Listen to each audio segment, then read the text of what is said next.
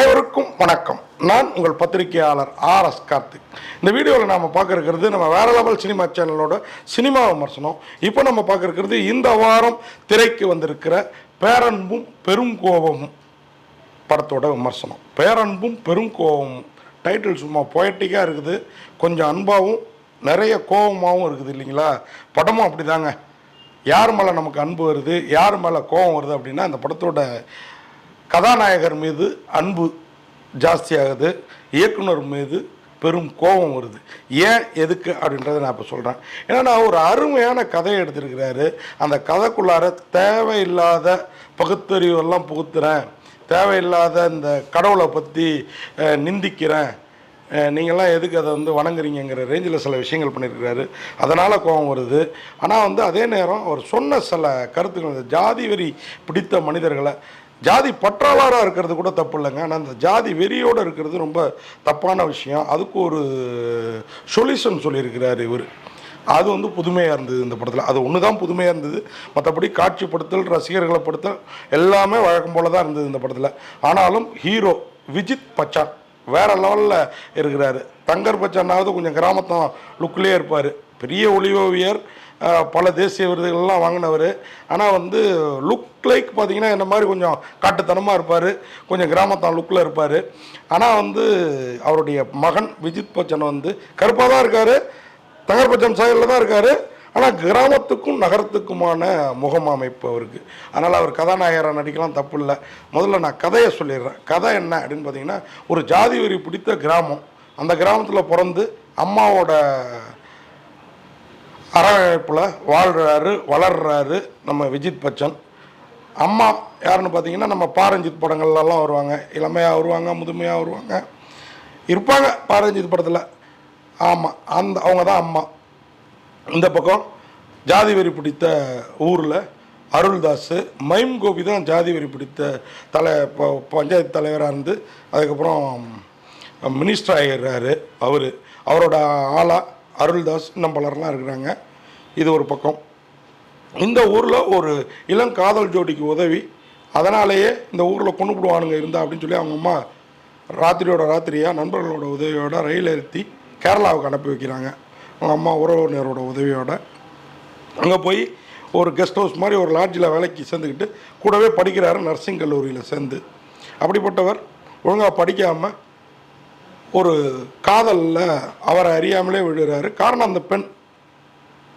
அந்த காதலியை கூட்டுக்கிட்டு அந்த ஊரை விட்டு அவளுடைய மாமங்காரன் அக்கா புருஷன், அவனே மாமங்காரன் அக்கா புருஷன், அவன் மாட்டு இறைச்சி விற்கிறான் பெரிய லெவலில். அதுவும் மாகி, கேரளா கூட கிடையாது, பாண்டிச்சேரி கவர்மெண்ட்டோட மாகி. இந்த படத்தில் என்ன பியூட்டின்னா, மாகியை காமிச்சிருக்கிறாங்க. பாண்டிச்சேரி அரசாங்கத்துக்கு சொந்தமாக. இப்போ எப்படி தமிழ்நாட்டுக்குள்ளார பாண்டிச்சேரி காரைக்கால் இருக்கோ அதுமாரி கேரளாக்குள்ளார மாகி. அந்த மாகி பகுதியில் போட்டிங்கு இது கேரளானாலே அழகு இல்லைங்களா? மாகி கேரளாக்குள்ளார இருக்குன்னா எவ்வளோ அழகாக இருக்கும். அதுவும் பாண்டிச்சேரி கவர்மெண்ட்டோட கைங்கரியத்தில். ஸோ அங்கே அந்த ஹாஸ்டலில் படிக்கிறாரு. இங்கே ஒரு பொண்ணை கூப்பிட்டு ஊருக்கு வந்துடுறாரு. இந்த ஜாதி வெறி பிடிச்ச ஊருக்கு எவனாவது படித்தவன் கூப்பிட்டு வருவானா? கூப்பிட்டு வர்றாரு. கூப்பிட்டு வந்தவர் முதல்ல அவங்க அம்மா பேசாமல் இருக்குது. ஒரு கட்டத்துக்கு மேலே இங்கே வர்ற இன்னொரு ஃப்ரெண்டு கேரக்டரு, அவனும் வசந்த ஜாதி தான் அப்படின்னு ஒரு போகிற போக்கில் ஒரு போட போட்டு போயிடறாங்க. அதனால் அந்த அம்மா அந்த பொண்ணை கொண்டாடுறாங்க, தலையில் தூக்கி வச்சுட்டு ஆடுறாங்க. இவர் அப்பா அகால மரணம் அடைந்தால் அந்த வேலைக்காக போராடுறாரு. அந்த வேலை கிடைக்கிற மாதிரி இருக்குது. அதனால் சென்னையில் கொஞ்ச நாள் அலையிறாரு. இப்போது ஊரில் ஜாதி வெறி பிடித்த மனிதர்கள் ஊரும் உறவும் சேர்ந்து அந்த பெண்ணை தீர்த்து கட்டிடுறாங்க, வைத்து புள்ளதாச்சிக்காரியாக. இதனால் வெகுண்டு எழுகிற நம்ம ஹீரோ நர்சிங் வேலைக்கு போய் அங்கே என்ன பண்ணுறாரு, ஏது பண்ணுறாரு, குழந்தையை கடத்துறதா இவர் மேலே அபாண்ட குற்றச்சாட்டு. சிறையில் தள்ளப்படுறாரு. சிறைக்குள்ளார இருந்துக்கிட்டு தன் எதிரிகளெல்லாம் எப்படி பந்தாடுறாரு, என்ன பண்ணார், எப்படி காலி பண்ணார் அப்படிங்கிறது அந்த படத்தோட கதையும் களமும். இதில் குழந்தைய ஏன் கடத்துறாரு, கடத்தினாரா உண்மையா அப்படிங்கிறதுக்கெல்லாம் வித்தியாசமாகவும் விறுவிறுப்பாகவும் விடை சொல்லியிருக்குது இந்த படம். அதில் தான் அந்த மேட்ரு வருது. ஜாதி வெறி பிடித்தவர்களோட குழந்தைய மாற்றி வச்சுட்டா எங்கேருந்துடா அவங்க ஜாதி தலைத்தோங்க அப்படின்னு சொல்லிட்டு, நான் ஜாதி வெறி பிடித்த மனிதர்களோட குழந்தைய மாற்றி வச்சா அந்த ஜாதி பிள்ளையாக அவன் வாழ்ந்துட்டு போகிறான் இல்லைங்களா? ஆமாம். ஆனால் அது கதையாக நம்ம கற்பனையாக பார்க்குறப்போ இப்படி கதையாக பண்ணுறப்போ கொஞ்சம் வித்தியாசமாக இருந்தது. அதனால தான் இந்த இயக்குனர் மேலே எனக்கு சின்னதாக அன்பும், இப்படி இந்த கதையை இப்படி சொதப்பலாக ஒரு மாதிரி எடுத்துருக்கிறதுனால பெரும் கோபமும் வந்தது. அதே நேரம் ஹீரோ மேலே பேரன்பும் சின்னதாக ஒரு கோபமும். தங்கர் பச்சனோட பையன் இப்படி ஒரு ஜாதி கதையில் நடிச்சிருக்கிறாப்லையே அப்படின்னு சொல்லிட்டு. ஆமாங்க, இந்த இடத்துல நான் இன்னொன்று சொல்லணும். இந்த படத்தை வந்து வழங்கி இருக்கிறது, ப்ரெசென்ட் பண்ணியிருக்கிறது தங்கர் பச்சன், தயாரிச்சிருக்கிறது வேறு, அதை நான் சொல்கிறேன். தங்கர் பச்சனை நேற்று பத்திரிகையாளர்கள் எல்லாமே பாட்டாளி மக்கள் கட்சியில் எம்பி எலெக்ஷனுக்கு நின்றுட்டு நீங்கள் வந்து இப்படி வந்து விடுதலை சிறுத்தைகள் தொல் திருமாவை கூப்பிட்டு இந்த படத்தை வந்து ஆடியோ ரிலீஸ்லாம் பண்ணி ப்ரொமோட் பண்ணதும், இப்படி ஒரு ஜாதி படத்தில் ஏதோ ஒடுக்கப்பட்டவர்களுக்கெல்லாம் உதவுற மாதிரி ஒத்தாசை பண்ணணும் நடிச்சிருக்கிறதும், உங்கள் பையனை நடிக்க விட்டுருக்கிறதும் எந்த விதத்தில் நியாயம்னு கேட்டாங்க. பாட்டாளி மக்கள் கட்சியை ஜாதி கட்சின்னு முதல்ல புரிஞ்சுக்கிறது ரொம்ப தவறான விஷயம். ஏன் இந்த இடத்துல இதை சொல்கிறேன்னா, முதல்ல தலித்துகளை தான் மினிஸ்டர் ஆக்குனாங்க பாட்டாளி மக்கள் கட்சியில். அதன் பிறகு ஏகப்பட்ட பாலிடிக்ஸு. அந்த தலித்துகள் அப்போ வந்து டாக்டர் ராமதாஸோட கொள்கை ஒரு முறை தான் ஒருத்தருக்கு எம்பி சீட்டு, அடுத்த முறை புதுசாக வேறு 5 பேருக்கு 4 பேருக்கோ தனக்கு கிடைக்கிற அந்த எம்பி சீட்டில் நிற்க வைப்பான் அப்படின்னு சொல்லி அதில் ஏகே மூர்த்தி இவங்கெல்லாம் அடங்கியிருந்தாங்க. தலித் ஏழுமலை, பொன்னையன் இந்த மாதிரி சிலர் ஏடிஎம்கேக்கு போனாங்க. இதனால் கொதித்து போன டாக்டர் ராமதாஸ் இன்றைக்கும் கொதித்து போய் தான் இருக்காரு. இது அப்பனுக்கும் மகனுக்குமான தகராறு. அன்றைக்கி மகனை உள்ளே கொண்டு வந்தார், இன்றைக்கி அந்த மகனாலேயே கொதித்து போயிருக்கிறாருலாம் நமக்கு அந்த அரசியலுக்குள்ளார போகணும். ஆனால் டாக்டர் ராமதாஸோட நோக்கம் அன்றும் சரி இன்றும் சரி சரியானதாக இருந்தது. அதனால தான் வன்னிய மக்கள் இன்றளவும் அவரை நம்பிக்கிட்டு இருக்கிறாங்க. இன்னும் சொல்லப்போனால் வன்னிய மக்களோட டாக்டர் ராமதாஸ் தாழ்த்தப்பட்ட ஒடுக்கப்பட்ட இனத்துக்காக தான் அதிகம் போராடினார். அதுதான் உண்மை. இதை வந்து மாற்றி சொல்லி பாட்டாளி மக்கள் கட்சிங்கிற ஜாதி கட்சியில் இருந்துட்டு நீ எப்படி உன் பையனை வச்சு இப்படி படம் எடுக்கலான்னு நேற்று பத்திரிகையாளர்கள் கேள்வி கேட்டதெல்லாம் அபத்தமாக இருந்தது. ஹிஸ்ட்ரியை தெரிஞ்சுட்டு கேள்வி கேட்கணும், அது ஒன்று இருக்குது. அதே நேரம் அதுக்கு தங்கர் பச்சன் சரியான பதிலடி கொடுத்தாரு. அப்படி வெளியில் ப்ரெஸ் மீட்டில் பதிலடி கொடுத்த தங்கர் பச்சன் தன் பையன் ஒரு படம் நடிக்கிறாரு, அது எப்படி இருக்கணும், என்ன மாதிரி இருக்கணும் அப்படிங்கிறத ஒரு டிசைன் பண்ணியிருக்க வேணாமா, யோசித்திருக்க வேணாமா? பாலு மகேந்திரா அசிஸ்டன்ட் டைரக்டர் அப்படின்னோடனே அவர் கையில் கொடுத்துட்டீங்க, படத்தை தயாரிச்சிட்டாங்க. இதுதான் கஷ்டமாக இருக்குது.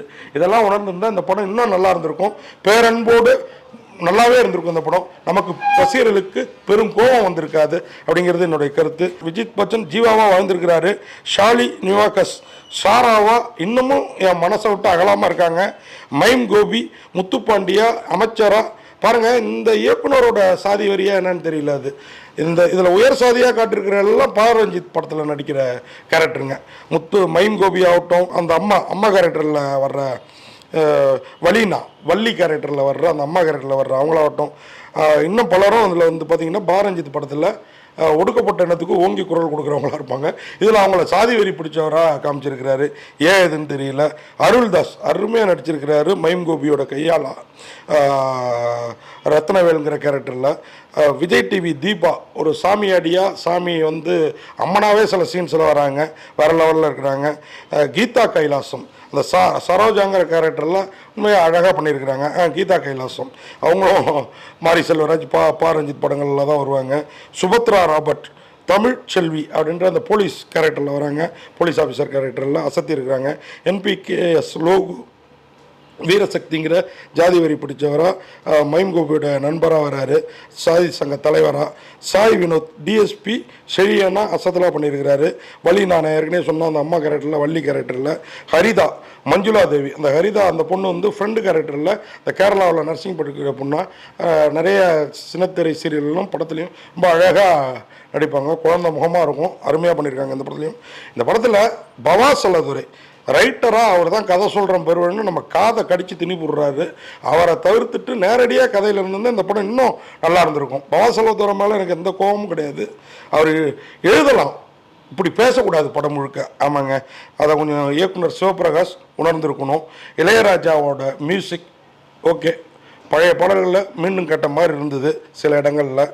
சினிமாட்டோகிராஃபர் ஜேபி தினேஷ்குமார் அவர் தாங்க அந்த படத்தில் நம்மளை வந்து ஒன்றரை வைக்கிறாரு, உட்கார வைக்கிறாரு. ராமர் அவருடைய எடிட்டிங் இன்னும் கொஞ்சம் கத்திரியை தீட்டி இருந்திருக்கலாம். சரவணனோட ஆர்ட் டைரக்ஷன் அசத்தலாக இருக்குது. காமாட்சி ஜெயகிருஷ்ணன் தான் இந்த படத்தோட தயாரிப்பாளர். தங்கர் பச்சன் வழங்கியிருக்கிறாரு. E5 என்டர்டெயின்மெண்ட் பேனரில் தயாரிச்சிருக்கிறாங்க. உண்மையாகவே பேரன்பும் பெருங்கோபம். இந்த படம் பார்த்தா நான் சொன்ன மாதிரியே ஹீரோ மேலே கொஞ்சம் பேரன்பு வரலாம். இயக்குனர் மேலே பெருங்கோபம் வரும் ரசிகர்களுக்கு அப்படின்னு சொல்லி விடைபெறேன். நன்றி, வணக்கம்.